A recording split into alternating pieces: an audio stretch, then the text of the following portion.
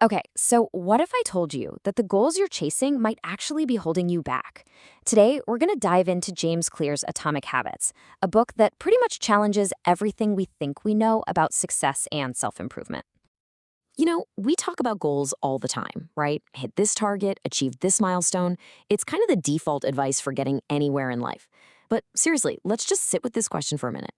Because here's the core message we're going to unpack today. Goals aren't the real driver of long-term change. It's the systems you build.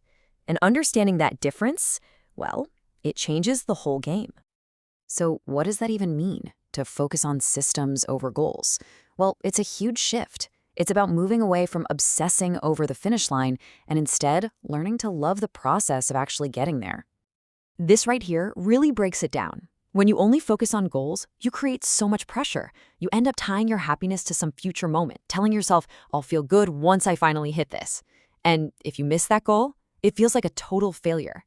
But when you focus on systems, the daily routines that just move you forward, all that pressure just melts away.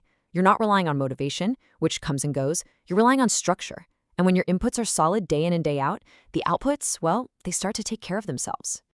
And this is where things get really, really powerful.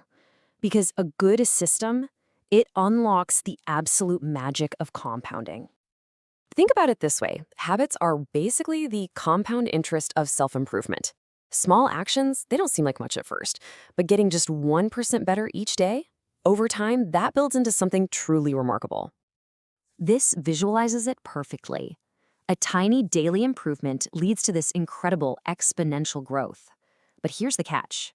It works both ways. Small negative habits, those little slips like overspending or skipping workouts or just not learning, they pile up too, compounding in the completely wrong direction. And we're not talking about anything complicated here. Simple habits like spending less than you earn, moving your body each week, or reading for a few minutes a day, they can completely change the trajectory of your life. Even your social habits compound, being a little bit kinder, a little more reliable, and over time you build this amazing support system you never even saw coming. Okay, but now for the hard part. This is the part where most people get really stuck. Because the results, they don't show up right away. You're doing all the right things. You're showing up consistently, you're putting in the hours, you're sticking to the plan. And yet you look around and nothing. The results just aren't there. And man, is it frustrating. This is what the book calls the valley of disappointment, and this is the danger zone. Most people quit right here, not because the system doesn't work, but just because the payoff is delayed. But this is so crucial. That effort is not wasted. It's being stored. It's like energy building up, just waiting to cross a certain threshold. What feels like you're going nowhere is actually you building the foundation for a huge breakthrough. And there's a perfect story for this idea. It's the analogy of the stonecutter. So just imagine a stonecutter hammering away at this giant rock. He hits it again, and absolutely nothing happens. He gets up to 50 strikes, then 100 strikes, and still not a single crack on the surface. It looks like a complete waste of time. And then on that very next hit, the 101st strike, the entire rock splits in two.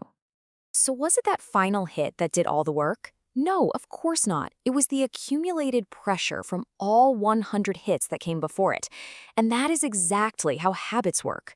The breakthrough comes from all that quiet, consistent effort. And this leads us to maybe the deepest idea of all. Habits don't just get you results. They literally shape who you are. They shape your identity. Every single time you perform a habit, you're casting a vote for the type of person you want to become.